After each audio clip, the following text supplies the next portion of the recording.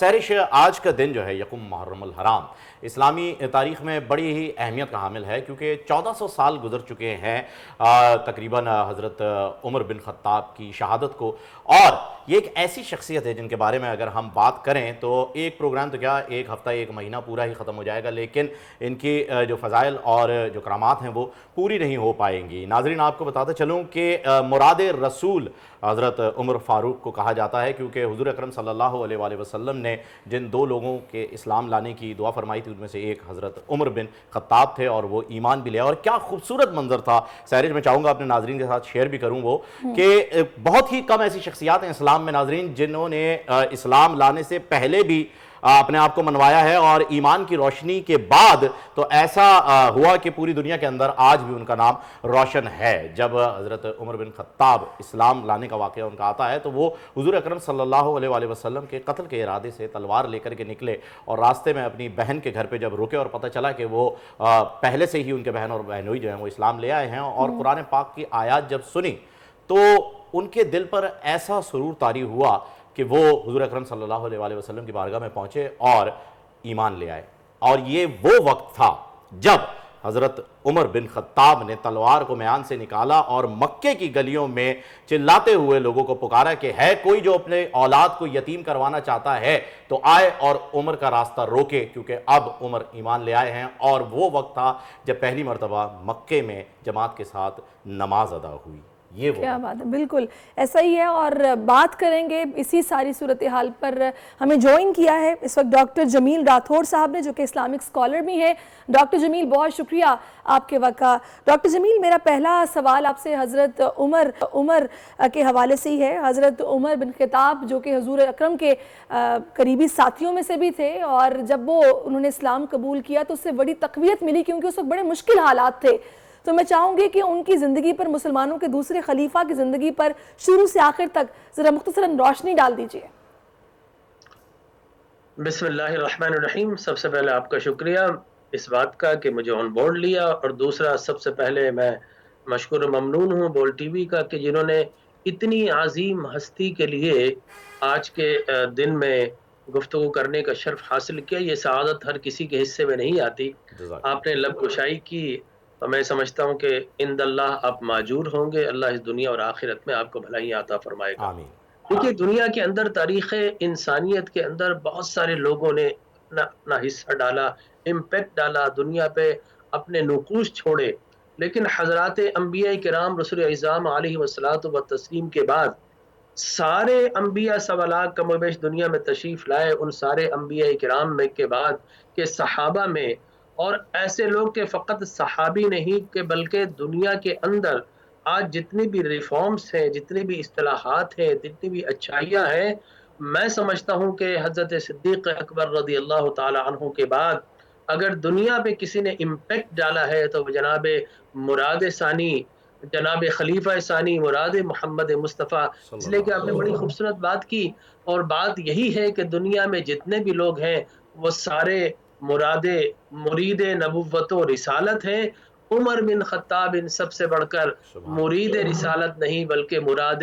رسالت و نبوت ہے۔ بے شک۔ آقا کریم علیہ الصلوۃ والتسلیم نے خود ان کو مانگا، اور آپ نے بالکل بجا فرمایا کہ فاروق اس لیے کہا گیا کہ اس سے پہلے تو مسلمان چھپ چھپ کر نمازیں ادا کرتے تھے، لیکن عمر بن خطاب رضی اللہ تعالی عنہ ارضہ جب حلقہ بگوش اسلام ہوئے تو آپ اس لیے حق و باطل کی تمیز بنے کہ آپ نے فرمایا کہ یا رسول اللہ جب ہم حق پر ہیں تو اب ہم چھپ کر نہیں، ببانگے دہل کعبۃ اللہ میں جا کر طواف بھی کریں گے، نماز بھی پڑھیں گے۔ اور 40 میں چونکہ عمر بن خطاب مسلمان ہوئے، اس لیے اللہ تبارک و تعالی جل وعلا نے فرمایا یا ایھا النبی حسبک اللہ ومن اتبعک من المؤمنین، کہ اے نبی تمہارے لیے کہہ دیجئے کہ اللہ بھی کافی ہے، اور یہ 40 غلام جو تم پر ایمان لائے ہیں، یہ 40 غلام بھی کافی و شافی ہے۔ اور پھر چشم فلک نے پہلی مرتبہ یہ سین دیکھا، یہ منظر دیکھا کہ عمر بن خطاب ایک جانب ہیں اور اللہ کے شیر حضرت حمزہ رضی اللہ تعالی عنہما دوسری جانب ہیں، اور مسلمان فلک شگاف نغارے لگاتے ہوئے حرم میں داخل ہوتے بالکل ہیں۔ ڈاکٹر جمیل، میں چاہوں گی حضرت عمر بن خطاب رضی اللہ جو انہوں ہیں، ان کے حوالے سے کچھ ان کی نسبت جو تھی رسول اکرم صلی اللہ علیہ وآلہ وسلم سے، ان کی جو صحبت تھی، ان کی نصرت تھی ان کے ساتھ، پھر اسلام کی خدمت، پھر ان کا تقوی، ان کی شخصیت اور ان کا جو حضور اکرم سے جو تعلق تھا، اس پر تھوڑی روشنی ڈالیے گا۔ یہ دیکھیے، میں آپ سے عرض کروں کہ رسول مکرم صلی اللہ علیہ وسلم سے ان کا تعلق ایسا تھا کہ وہ آپ نے سنا کہ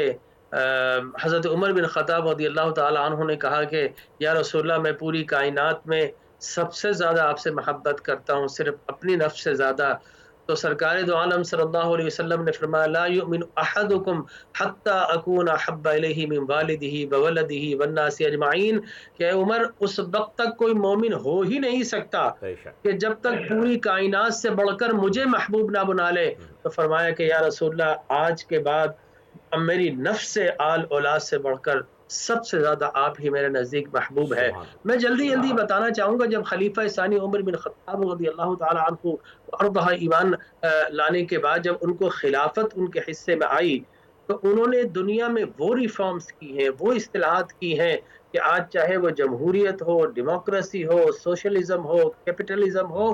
عمر ازم کے سامنے سارے کے سارے ہیج نظر سبحان آتے اللہ ہیں۔ جی، ڈاکٹر صاحب بہت ہی خوبصورت یہ جو ٹرم آپ نے عمرزم یوز کیا ہے نا، سبحان اللہ۔ جی بہت شکریہ آپ کا، جزاک اللہ۔ تو حضرت عمر بن خطاب رضی اللہ تعالیٰ عنہ وارضہ، دیکھیے کہ آپ ایک طرف ایسا ایک حاکم وقت ہے کہ جس کی حکومت کے اندر سورج غروب نہیں ہوتا،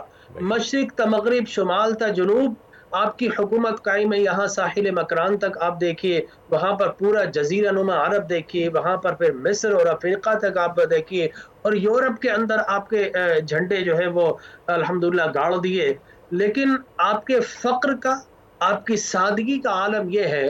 کہ آپ بغیر کسی پروٹوکول کے، بغیر کسی آفیسرز کے، بغیر کسی لاہو لشکر کے،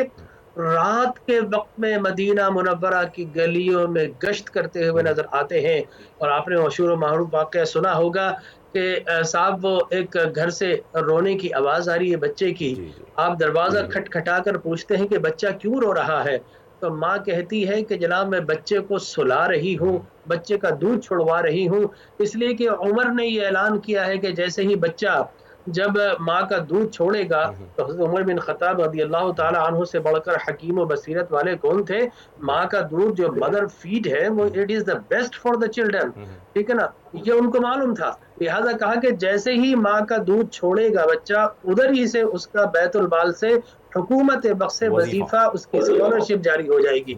تو اس نے کہا کہ میں اس لیے دودھ چھوڑا رہی ہوں تاکہ دودھ چھوڑ دے تو عمر کی جانب سے اس کا وظیفہ جاری ہو جائے۔ حضرت عمر بن خطاب گئے اور دوسرے دن اعلان کر دیا کہ لوگوں، آج کے بعد بچے کا وظیفہ اس وقت جاری نہیں کیا جائے گا کہ جب یہ دودھ چھوڑے گا، بلکہ جیسے ہی بطن مادر سے کوئی بچہ اس دنیا میں آئے گا، اسی دن سے عمر کی جانب سے اعلان ہے اس کا وظیفہ جاری کر دیا جائے گا۔ سبحان اللہ۔ ڈاکٹر صاحب یہی سیاسی، میں سہری شیخ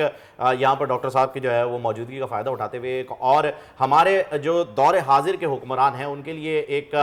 سوال جو ہے وہ میں پوچھنا چاہوں گا ڈاکٹر صاحب سے، کیونکہ ایک واقعہ ہے مسجد نبوی میں ہی جو ہے سارے اصحاب اس وقت موجود تھے جب حضرت عمر بن خطاب وہاں تشریف لائے، خطبہ فرمایا، اور ایک صحابی نے اٹھ کر کے حضرت عمر سے یہ سوال پوچھ لیا کہ یہ جو مال غنیمت میں ایک ایک چادر بٹی تھی، تو آپ کا تو قد ماشاءاللہ سے لہیم شہیم، تو آپ تو ایک چادر کے اندر یہ کرتا نہیں بنوا سکتے، آپ نے یہ کرتا کیسے بنوا لیا سب کے حصے میں جب ایک ایک چادر آئی ہے؟ تو اور حضرت عمر بن خطاب نے اس کا جواب نہیں دیا اور فرمایا میرے بیٹے عبداللہ بن عمر سے پوچھ لو، وہ اس کا جواب دیں گے۔ تو انہوں نے اٹھ کر کے بتایا کہ میرے والد کو میں نے اپنی چادر دی تھی اور دو چادروں کو ملا کے انہوں نے اپنا کرتا بنوایا۔ تو یہ ایک ایسے حکمران، ایسے خلیفہ کا واقعہ ہے جن کی حکومت میں سورج غروب نہیں ہو رہا، اور آج کے دور میں ہمارے حکمران ان باتوں سے کوئی سبق نہیں لیتے۔ ڈاکٹر صاحب اللہ اکبر، آپ نے بہت خوبصورت بات کی۔ بے شک دیکھیے، وہاں پر حکومت کرنے نہیں آئے تھے، اپنا بینک بیلنس بڑھانے نہیں آئے تھے، وہ وہاں پر کرپشن کرنے نہیں آئے تھے، وہاں خدمت انسانیت کرنے آئے تھے، اور قیامت تک کے لیے انسانیت کے لیے آپ بجائے تمیز بننے آئے تھے، آپ فالوئنگ بننے آئے تھے کہ دنیا ہمیں فالو کرے۔ لہٰذا آپ نے ایسا منظر کیا۔ بالکل حضرت عمر بن خطاب رضی اللہ تعالیٰ عنہ کو جب خلافت ملی تھی، آپ نے پہلا خطبہ دیا، اس کے الفاظ کیا تھے؟ کہا کہ لوگوں یہ بتاؤ کہ اگر میں خلاف شریعت کام کروں، میں نیپوٹزم کروں، میں قرابہ پروری کروں، میں کرپشن کروں، تو بتاؤ تمہارا کیا طریقہ ہوگا، کیا بیہیویئر ہوگا؟ سب خاموش تھے۔ حضرت عمر بن خطاب نے جب تیسری مرتبہ الفاظ کہے تو ایک انصاری نوجوان کھڑا ہوا، اس نے کہا کہ پھر ہم اپنی تلوار کے ساتھ آپ سے پوچھیں گے۔ اب آگے بڑھے، اس نوجوان کا ماتھا چوما اور کہا کہ بالکل، جب تک قوم کے اندر ایسے نوجوان آتے رہیں گے جو حکمرانوں کے احتساب کے لیے آوازیں بلند کرتے رہیں گے تو یقینی طور پر حکومت خدمت انسانیت کی بنیاد پر تعمیر ہوتی رہے گی۔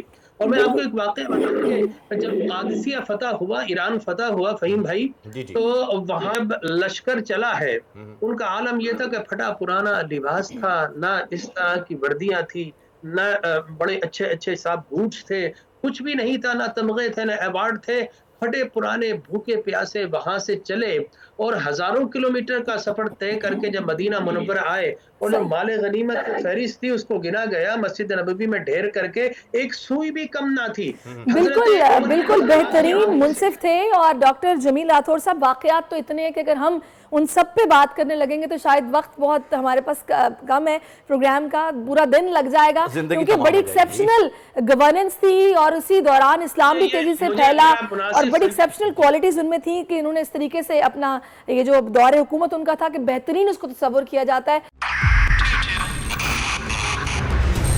موبائل لون اپلیکیشن سے قرض لینا عوام کے لیے عذاب بن گیا۔ سود کی زیادتی اور دھمکیاں، شہری نے اپنی جان لے لی۔ بول نے دیا اپنے عوام کا ساتھ، اٹھائی اس اسکیم کے خلاف آواز۔ جو ہے لون دینے کے حوالے سے فراڈ بن رہی ہیں اور لوگوں کی زندگیوں سے اور ان کی عزتوں سے بھی کھیل رہی ہیں۔ تو میں یہ سمجھتا ہوں یہاں پہ دو تین بڑی اہم چیز ہے، یہ ہے کہ ایسی ایپس جو کہ ایکسیس پرووائڈ کر دیتی ہیں ٹو دی کانٹیکٹس اور اس کے علاوہ ٹو دا گیلری۔ بول کی خبر پر اداروں نے بھی کس لی کمر، لیا ایکشن۔ بول کی کاوشیں برابر ثابت ہو گئیں، آن لائن قرض مافیا کے گرد گھیرا تنگ ہو گیا ہے، کیونکہ بول ہے پاکستان کا نمبر 1 نیوز چینل۔